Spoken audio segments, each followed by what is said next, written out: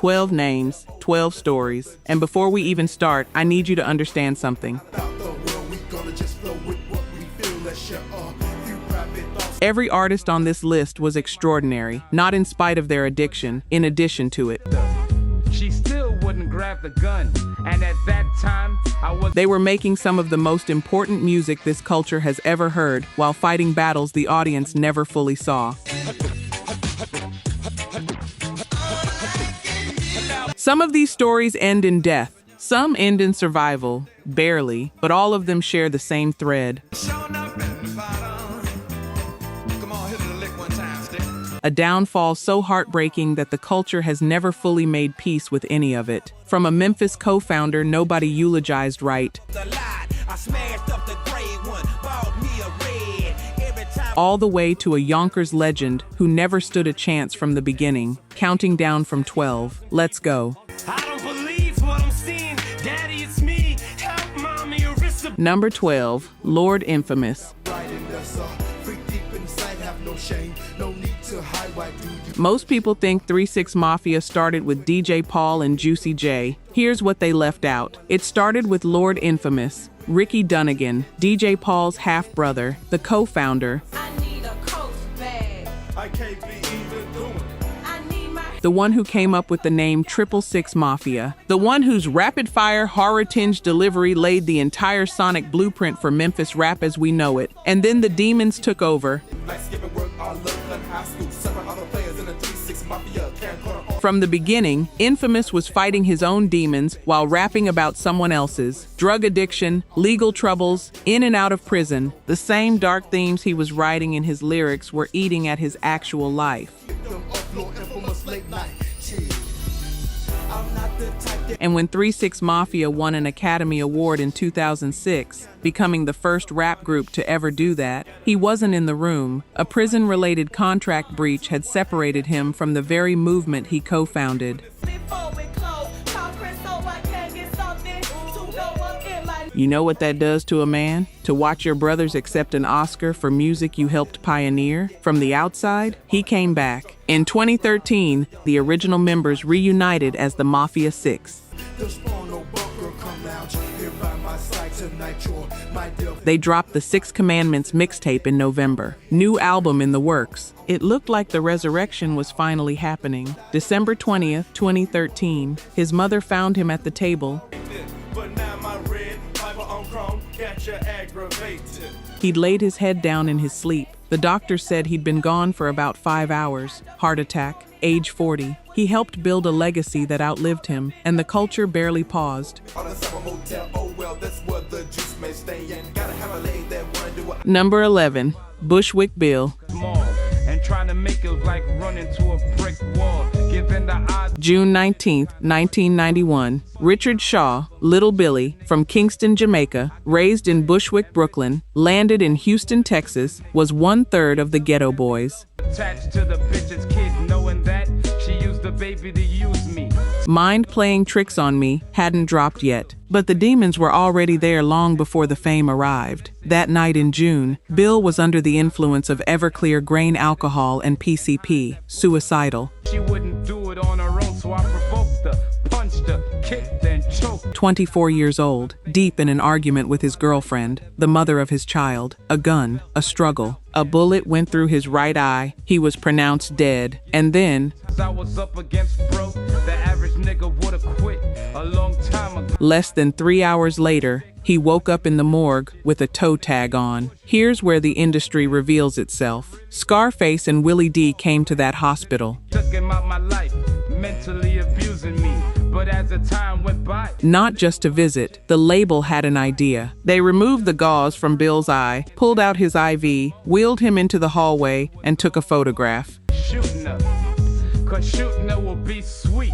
But you know the beast. That image, one eye destroyed, hospital gown, both bandmates flanking him on a gurney, became the cover of We Can't Be Stopped. They put a man's worst moment on an album cover.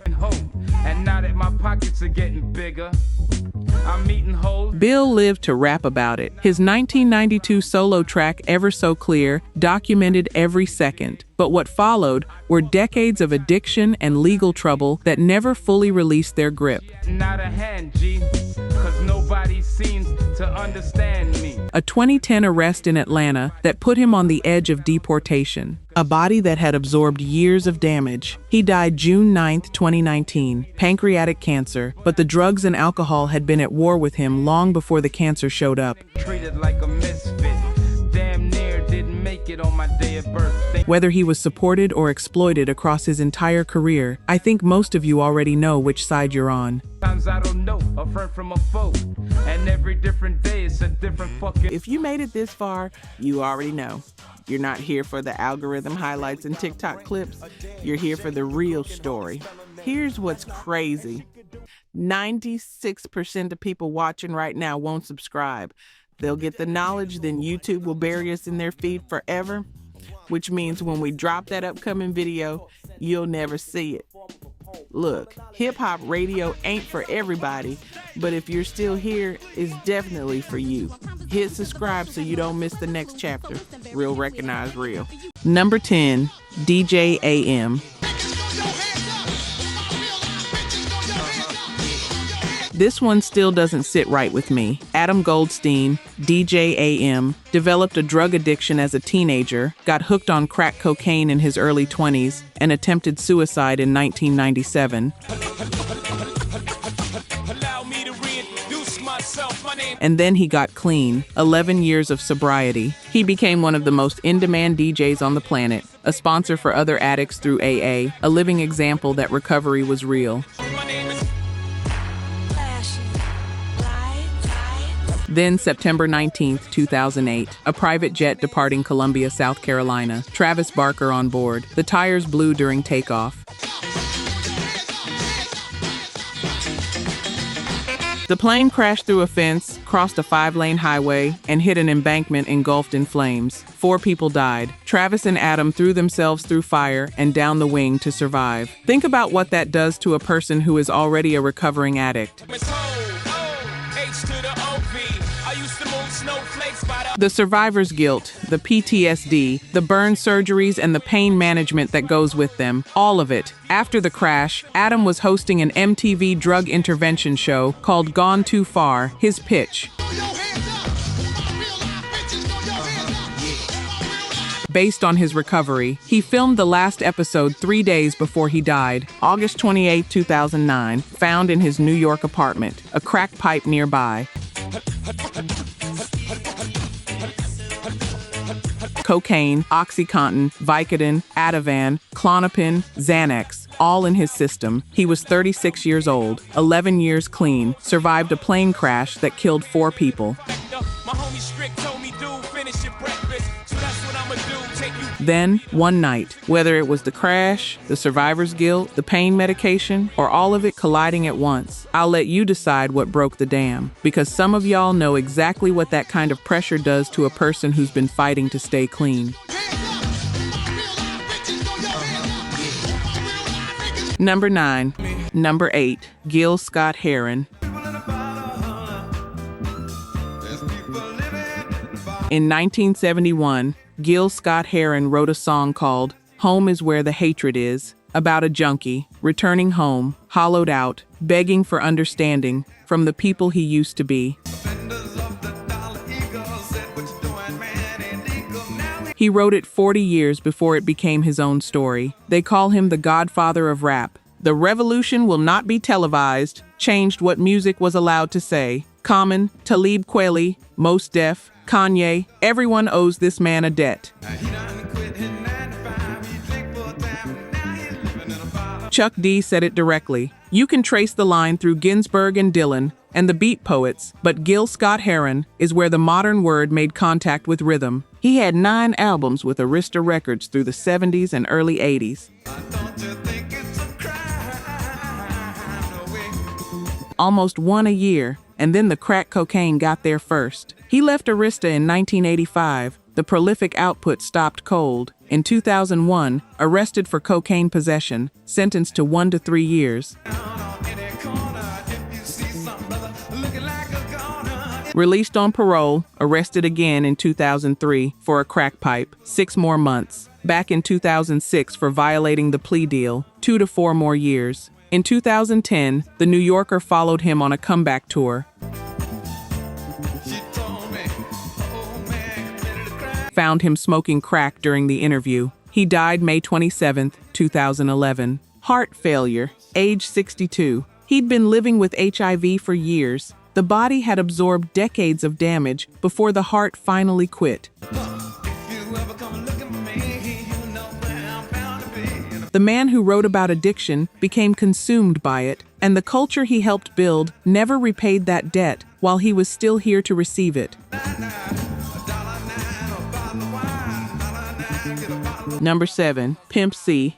I'm glad it's night, so the light from the sun would not burn me on my bum when I... Port Arthur, Texas, 1987. Chad Butler and Bernard Freeman, Pimp C and Bun B, form Underground Kings, UGK. And over the next 2 decades, they produced some of the most important Southern rap music ever recorded, Ridin' Dirty, Big Pimpin', and in 2000, Pimp C appears on 3-6 Mafia's Sippin' on Some Syrup,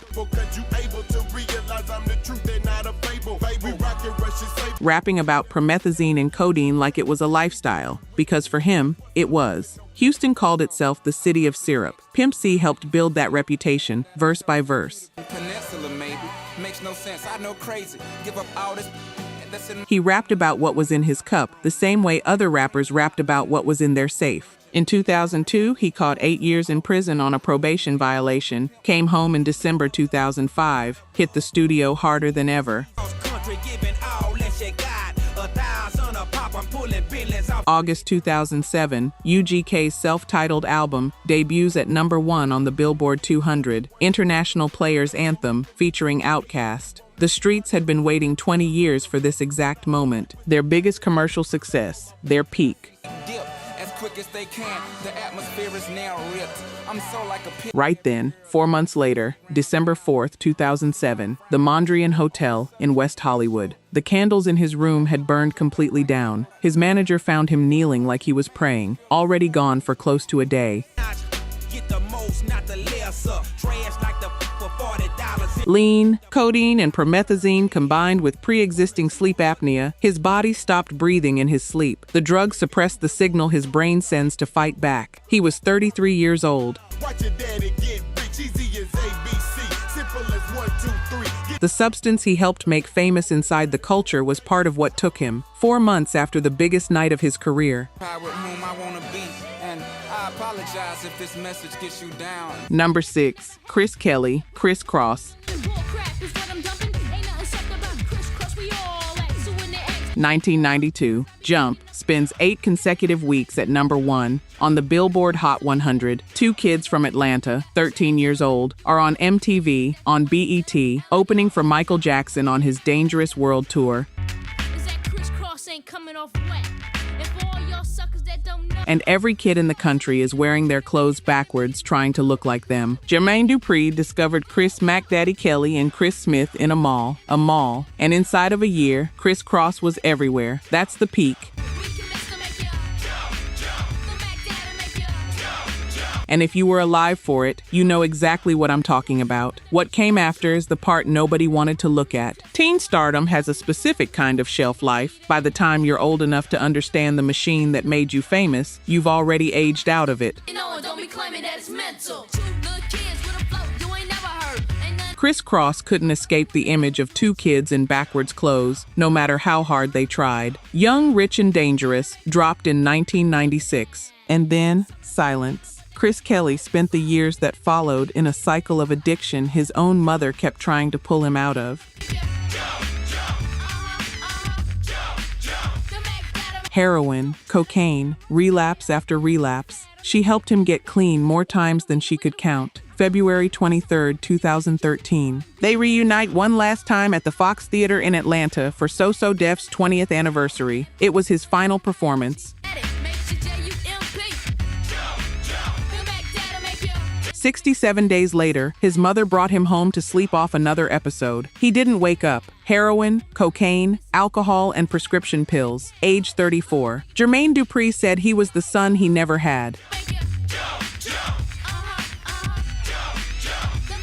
Number 5, DJ Screw. Here's what people don't fully understand about DJ Screw. Robert Earl Davis Jr. didn't just make music out of Houston. He invented a world. From a home studio on Commerce Park Drive, he developed the chopped and screwed technique, slowing tracks down, pitching vocals deep, chopping and repeating samples until the music felt like a different state of consciousness altogether. He released over 350 mixtapes. People drove in from across Texas to line up outside his house and buy them out of his hands directly. Priority Records came to him with a deal. He turned it down, said it wasn't about the money, wanted to do it his way, with his people, in his city. But here's what's impossible to separate. The music sounded the way it did because it was connected to lean, the heavy, hypnotic feeling of codeine and promethazine over ice. That was the emotional state the music was mirroring. The drug and the art became the same thing. You couldn't listen to one without thinking about the other. That's not coincidence. That's architecture. DJ Screw had been drinking lean since 1994. By November 16, 2000, his body was found inside his Houston recording studio. He was 29 years old. The coroner found codeine, Valium, and PCP in his blood. His name didn't go national until 5 years after his death. When Houston rap finally broke through to the rest of the world, Travis Scott dedicated a track on Astroworld to him. The genre he created carries his name to this day, and the drink that killed him is still being glamorized in rap lyrics right now, today. Number 4, Old Dirty Bastard. Brooklyn, 1992. Russell Tyrone Jones, ODB, Osiris, Big Baby Jesus, Dirt McGirt helped build Wu-Tang Clan with his cousins RZA and GZA. Enter the Wu-Tang, 36 Chambers, dropped in 1993 and rewired what rap could be. And ODB was the wild card, the voice no one else could replicate, the genius you couldn't predict. You remember the 1998 Grammys, Sean Colvin up there accepting Song of the Year. And then, out of nowhere, ODB walks on stage, new outfit, grabs the mic, tells a room full of music industry executives that Wu-Tang is for the children. That moment was real. The crack cocaine was real, running parallel the entire time. By 1999, his car gets pulled over for running a red light. Police find 20 vials of crack cocaine on him. Multiple arrests follow. Court-ordered rehab in 2000. He has a dispute with the staff after 10 months, walks out, and becomes a fugitive for 1 month until a police officer recognizes him at a McDonald's because her son was a fan and he stopped to sign autographs. Prison from 2001 to 2003. Signs to Rockefeller the day he walks out. The comeback is real. He's recording. November 12, 2004, a Wu-Tang reunion show in New Jersey. He doesn't make it. November 13th, he's at RZA's recording studio on West 34th Street in Manhattan. He complains of chest pain. He collapses. Pronounced dead at the scene. Cocaine and tramadol. Death ruled accidental. 2 days before his 36th birthday.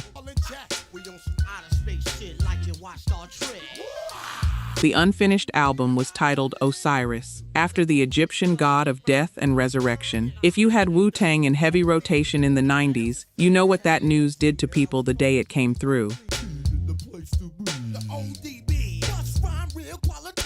Number 3, Lil Wayne. Dwayne Michael Carter Jr., New Orleans. Hollygrove, a neighborhood he's described as a place where you see everything before you're old enough to process it. He signed to Cash Money Records at 9 years old, was in the studio before most kids were in middle school. When the Carter 3 dropped in 2008, it sold over 1 million copies in the first week and became one of the defining rap albums of the decade, and the styrofoam cup was never far from the frame. Wayne has been open about lean, codeine, and promethazine since at least 2008. He put it in his lyrics the way other rappers talked about cars or jewelry, and for years, the world treated it as part of his image instead of looking at what it was actually doing to him. October 2012, his private jet makes an emergency landing in Texas. Multiple seizures. His camp says dehydration. March 2013, multiple seizures again. Hospitalized in Los Angeles. TMZ ran a story saying he was near death, that he was receiving last rites, that the doctors didn't expect him to make it through the night. He made it. And then 2016, another emergency landing over Nebraska. And in 2017, 2 seizures on a private jet from Milwaukee to California, the day after witnesses say he consumed more than a liter of lean at a club. Medical experts have been consistent. The codeine in lean does something to an epileptic's brain that cannot be undone just by surviving each episode. He's been hospitalized for seizures more than 5 times in 6 years. He's still here, still making music. And I genuinely don't know whether to call that a miracle or a warning. You probably do. Drop it in the comments. Number 2, Eminem.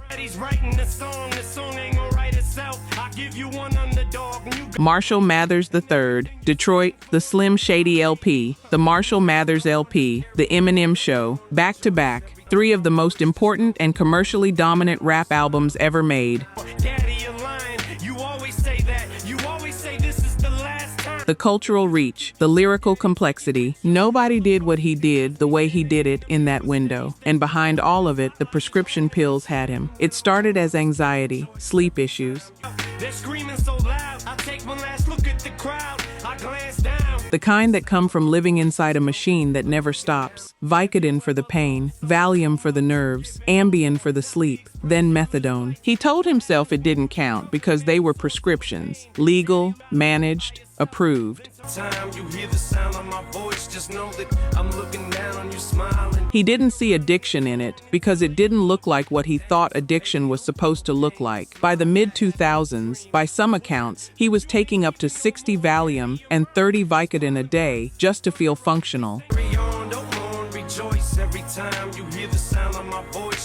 An encore in 2004 showed the strain. Even through the commercial success, something in the music was different. Then April 2006, his closest friend, D12 co-founder Proof, was shot and killed in Detroit. That sent him all the way to the floor. December 2007, methadone overdose. His organs were shutting down, liver, kidneys. The doctors told him he was 2 hours from death, that the equivalent of 4 bags of heroin had been in his system. He missed Christmas with his daughters. Goes in the pocket, pulls out a tiny necklace locket. It's got a picture. He went to rehab, relapsed once and had a seizure, went back, and that time, it held. He's been sober since 2008. His sobriety sponsor was Elton John. Let that image live in your head for a second. Bleeding, but baby, we're in Sweden. How did you get to Sweden? I followed you. He documented all of it on Recovery in 2010, and today he's still standing, still making music, still here. There's a reason he's number 2 and not number 1, because number 1 never had a choice from the very beginning. Number 1, DMX. Earl Simmons, Yonkers, New York. He was 14 years old when someone removed the choice from him entirely. His mentor, a local rapper named Reddy Ron, handed him what he thought was a regular blunt. 14-year-old Earl didn't smoke, didn't drink. He was focused. He looked up to this man. He hit the blunt, and everything changed in a way he couldn't explain. He found out later it had been laced with crack cocaine. We gon' always be best of friends. Ha ha. Bad love, to the end. In an interview years later, he asked the question plainly, why would you do that to a child who looks up to you? There was no answer. There were only consequences. 36 years of them, because from that moment, Earl Simmons was fighting something that entered his body without his consent. And he fought it while building one of the most extraordinary careers this culture has ever produced. It's Dark and Hell is Hot, 1998, debuted at #1, sold over 4 million copies. Later that same year, Flesh of My Flesh, Blood of My Blood also debuted at #1. He became the first solo artist in history to have 2 albums debut at #1 in the same calendar year. He went on to sell over 74 million records worldwide. 5 consecutive #1 albums, movies, The Biggest Dog in the Room, In Every Room, and he was also jailed over 30 times, drug possession, tax fraud, animal cruelty, multiple rehab stints, 2002, 2017, 2019. In 2016, found unresponsive in Yonkers, revived by paramedics with Narcan. Every single time he came back praying. You've seen the videos. The man who barked on records wept on stages, wept in front of churches. He talked about God the same way he talked about crack, like both of them were real, both of them were present, and he couldn't understand why one wouldn't finally defeat the other. April 2nd, 2021, 11 o'clock at night. Cardiac arrest at home. Paramedics arrived 7 minutes later, but it took 30 to 40 minutes to reach the hospital. His brain went without blood circulation the entire time. 7 days on life support. April 9th, 2021, gone. 50 years old. Official cause, cocaine-induced heart attack. The crack may have been laced with fentanyl, the same contamination sweeping the streets that year. 74 million records sold, 15 children, negative net worth at the time of death. Because addiction and the industry work together in ways the audience doesn't always see, the taking never stops while the giving does. His funeral was held at the Barclays Center in Brooklyn. Thousands of people blocked the streets outside just to be near it. Earl Simmons did not lose a battle with drugs. A man named Ready Ron lit a fire inside a 14-year-old who had no idea it was coming. And the game, the courts, the industry, and the streets ensured he never built enough distance to outrun what that day started. That is not a story about weakness. That is a story about what this world does to some of the most vulnerable people among us, and then calls it a downfall. Rest in power, X.